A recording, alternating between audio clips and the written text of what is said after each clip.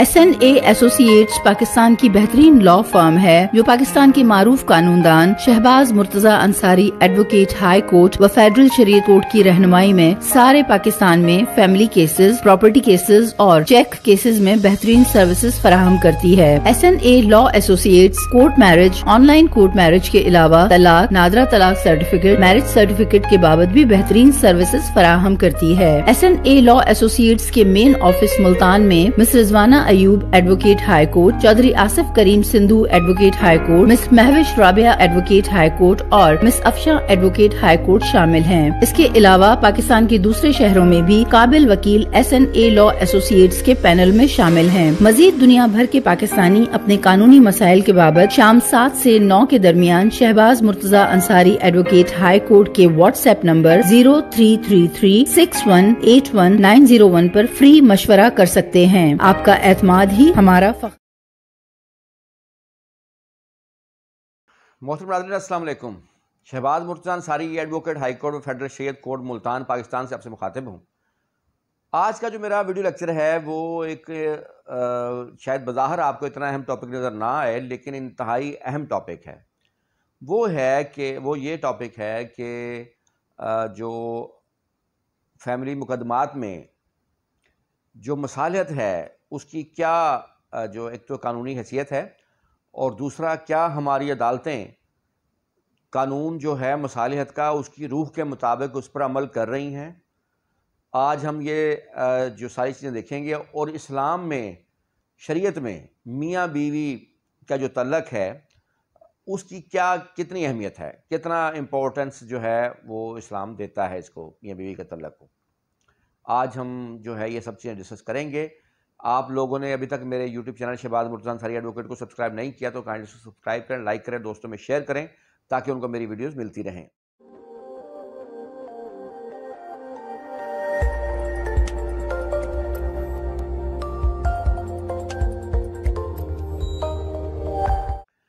आइन पाकिस्तान का आर्टिकल 227 है जो ये कहता है कि पाकिस्तान में बनने वाले तमाम जो कवानीन हैं वो कुरान और सुन्नत के ताबे होंगे। पाकिस्तान में कोई ऐसा कानून नहीं बन सकता जो कुरान और सुन्नत के अगेंस्ट होगा। इसी तरह आइन पाकिस्तान 1973 का आर्टिकल 35 है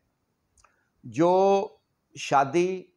और ख़ानदान को तहफ़्फ़ुज़ फराहम करता है। शादी, ख़ानदान, बच्चे, इन सब को तहफ़्फ़ुज़ फराहम करना रियासत की ज़िम्मेदारी है। हमारे मुआशरे में मियाँ बीवी की जो शादी होती है जिसे निकाह कहते हैं, उस पर एक निकाह नामा तैयार होता है। बेसिकली वो सिविल कंट्रैक्ट होता है और उसके 3 जो है ना, हमारे मुआशरे में मियाँ बीवी के निकाह के 3 बुनियादी जुज़्व होते हैं, 3 बुनियादी जो चीज़ें होती हैं। एक तो ये कि ये सुन्नत भी है और इबादत भी है। दूसरा एक सिविल कंट्रैक्ट है, इसमें मुख्तलिफ हकूक़ व फ़राइज़ जन्म पाते हैं। एक डॉक्यूमेंट में, एक निकाह नामे के डॉक्यूमेंट में मुख्तलिफ हकूक़ और फ़राइज़ जन्म पाते हैं। निकाह नामा जो है मुख्तलिफ हकूक़ व फ़राइज़ का एक मजमुआ है। इसके अलावा मियाँ बीवी के मिलाप से आगे एक नस्ल बढ़ती है, उनकी एक नस्ल आगे चलती है। तो ये इसलिए इस्लाम में निकाह को बहुत ज़्यादा अहमियत हासिल है। दूसरी बात यह है कि शरीयत में जिस तरह तलाक को करार दिया गया है कि ये एक नापसंदीदा फ़ेल है, बिल्कुल उसी तरह अगर ख़ातून कोई किसी ख़ास उज़र के बग़ैर अगर खुला लेती है तो उसको भी नापसंदीदा फ़ेल करार दिया गया है। मैं यहाँ पर कुरान पाक की चंद जो मुतलका आयत मुबारका है उनका हवाला आपको दूंगा। सूरत अल-निसा आयत नंबर 19 है, और इनके साथ अच्छे सलूक से रहो, उसका तर्जमा ये है, और इनके साथ अच्छे सलूक से रहो अगर वो तुमको नापसंद भी हों तो भी हो सकता है कि तुम किसी चीज़ को नापसंद करो और अल्लाह उसी में बहुत कुछ भलाई रख दे। यहाँ भी ये करार दिया गया है, ये कोशिश की गई है कि मियाँ बीवी का जो रिश्ता है वो कायम रहना चाहिए। इस तरह हदीस मुबारका है और मौलाना मौदूदी ने हकूक़ुल ज़ौजैन सफ़ा 51 पर ये लिखा है कि अल्लाह ताला के नज़दीक हलाल चीज़ों में सबसे ज़्यादा नापसंदीदा चीज़ जो है वो तलाक है। फिर इसी तरह इरशाद होता है कि शादियां करो और तलाक ना दो, کیونکہ اللہ مزے چکھنے والوں اور مزے چکھنے والیوں کو پسند نہیں کرتا، یعنی کہ ایک ہی معیار دونوں طرف رکھا گیا ہے، مرد کی طرف بھی اگر مرد طلاق دے گا، اور اگر عورت بلا عذر خلا لے گی اس صورت میں بھی واضح طور پہ کہا گیا ہے کہ اللہ مزے چکھنے والوں اور مزے چکھنے والیوں کو پسند نہیں کرتا۔ پھر ایک اور جگہ جو ہے ارشاد فرمایا گیا کہ اگر کسی عورت نے اپنے شوہر سے اس کی کسی زیادتی کے بغیر خلا لی، اس پر جنت کی خوشبو حرام ہوگی۔ جو معیار مرد کے لیے طلاق لینے پر ہے، اگر وہ طلاق دے گا اور بلا وجہ دے گا، اس کے پاس کوئی خاص ریزن موجود نہیں ہوگی، تو جو ناپسندہ فعل اس کو قرار دیا گیا ہے وہی جو صورتحال ہے وہ آئے گی خاتون کے لیے بھی۔ تو یہ ہے جو اسلام کی منشا۔ اسی طرح اب یہ خلا جو ہے، جو عدالت میں کیس ہوتا ہے، خاتون خلا کے لیے جاتی ہے، طلاق تو مرد ڈائریکٹ دے سکتا ہے، خلا کے لیے شرط یہ ہے کہ اس کو قاضی کے پاس جانا ہوگا۔ خلا کا جو بیسک کنسیپٹ ہے وہ قرآن پاک کی سورۃ البقرہ آیت نمبر 229 ہے،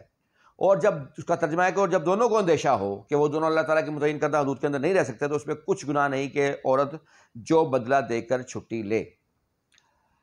دیکھیں بات سمپل سی ہے،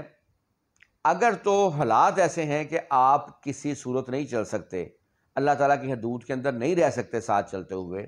تب طلاق دینا یا خلا لینا ہی بہتر ہے، لیکن آخری حد تک کوشش کرنی چاہیے کہ اس رشتے کو بچایا جا سکے۔ اسی لیے یہ بھی کہا گیا ہے کہ جو لوگ میاں بیوی کے درمیان جھگڑا کرواتے ہیں، ان کے درمیان طلاق کی وجہ بنتے ہیں، یا وہ خوش ہوتے ہیں ان کے جھگڑے دیکھ کر، وہ شریعت ان کو بھی پسند نہیں کرتی۔ تو اسی لیے میاں بیوی کا جو تعلق ہے اس کو قائم رکھنے پہ بہت زیادہ جو زور دیا گیا ہے اسلام میں، اس کو جو آگے بڑھنے پہ، اس کو قائم رکھنے پہ۔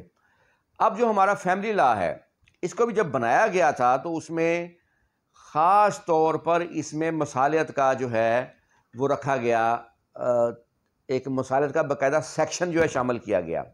ہمارے فیملی لا کے مطابق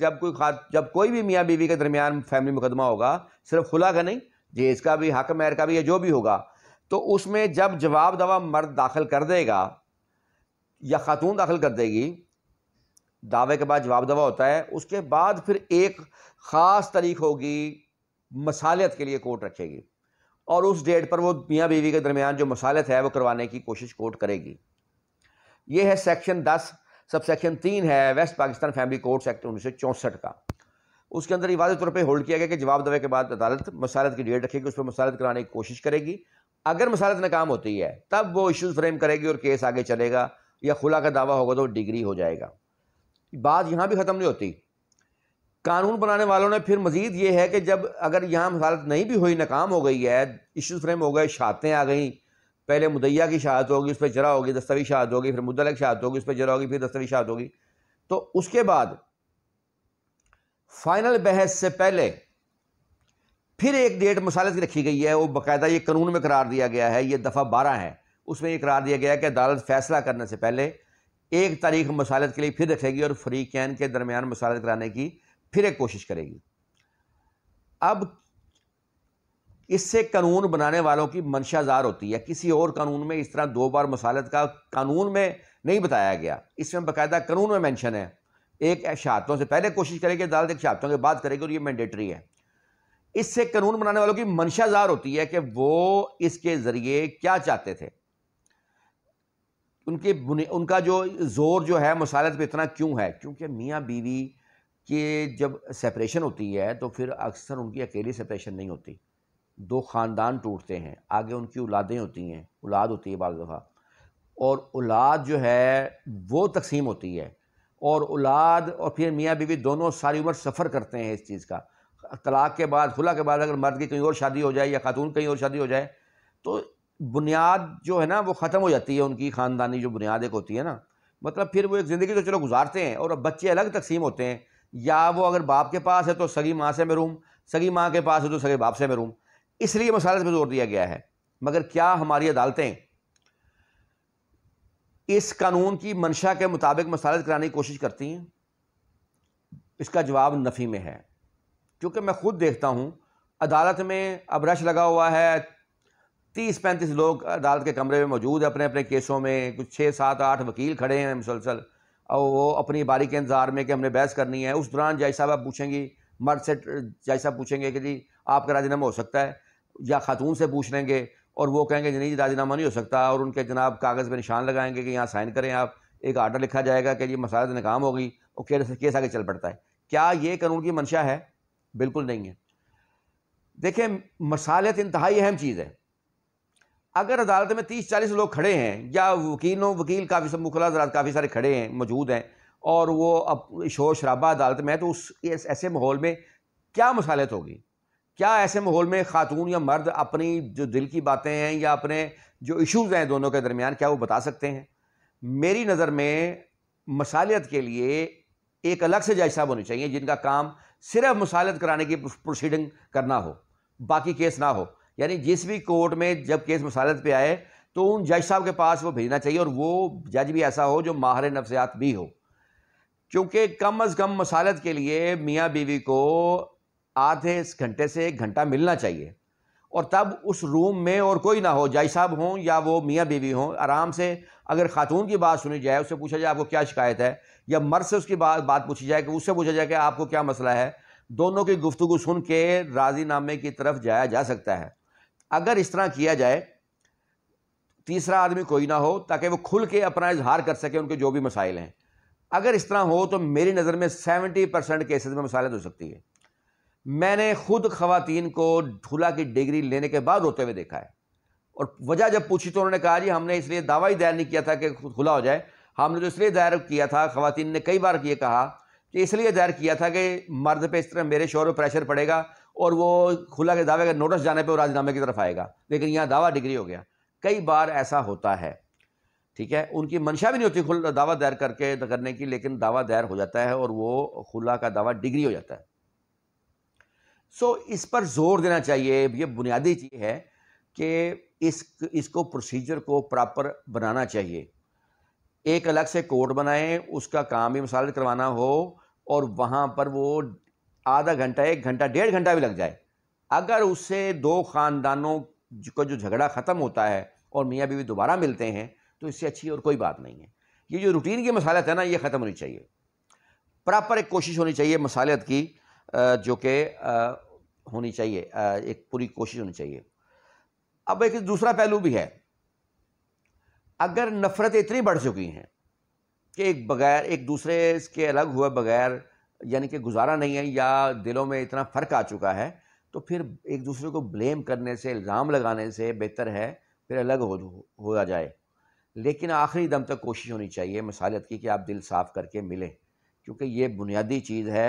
اور اس پہ عمل ہونا چاہیے۔ میرا اپنا ایک ویڈیو لیکچر موجود ہے، تو ایک باری اور سوچ رہا ہے، کبھی چاہے ہو تو اگر آپ وہ میرے لیکچر بھی سن سکتے ہیں۔ اس میں نے یہی ایک بات کی تھی کہ اگر ہم کوئی منفی فیصلہ کرنے جا رہے ہیں، تو اگر ہم اس شدید غصے میں ہے اور منفی فیصلہ ہم کرنے جا رہے ہیں، جیسے لوگ طلاق دے دیتے ہیں غصے میں، ایک اور بات، اگر ہم اس فیصلے کو وقتی طور پہ ڈیفرڈ کر دیں، پرے کر دیں، اس فیصلے کے اس سے وقت طور پہ رک جائیں چند منٹوں کے لیے، چند گھنٹوں کے لیے، چند دنوں کے لیے، چند مہینوں کے لیے، تو ہو سکتا ہے دوبارہ ہم وہ فیصلہ نہ کریں۔ کسی بھی منفی فیصلے کو وقتی طور پہ ٹال دینا ایک مثبت چیز ہے، اور ہمیں اس کی کوشش کرنی چاہیے کہ ہم وقتی طور پہ اس کو ٹال سکیں۔ امید ہے میرا آج کا جو ویڈیو لیکچر ہے وہ آپ لوگوں کو پسند آیا ہوگا، اور کسی بھی قانونی مسئلے کی صورت میں آپ ہمارے جو YouTube channel Shahbaz Murtaza Ansari advocate پر جا کر بھی مشورہ کر سکتے ہیں، اور میرے واٹس ایپ ایمو نمبر 0333611901 پر جا کر بھی فری مشورہ کر سکتے ہیں۔ اور آج کی جو خوبصورت ایک اچھی بات، تعلق توڑ دینا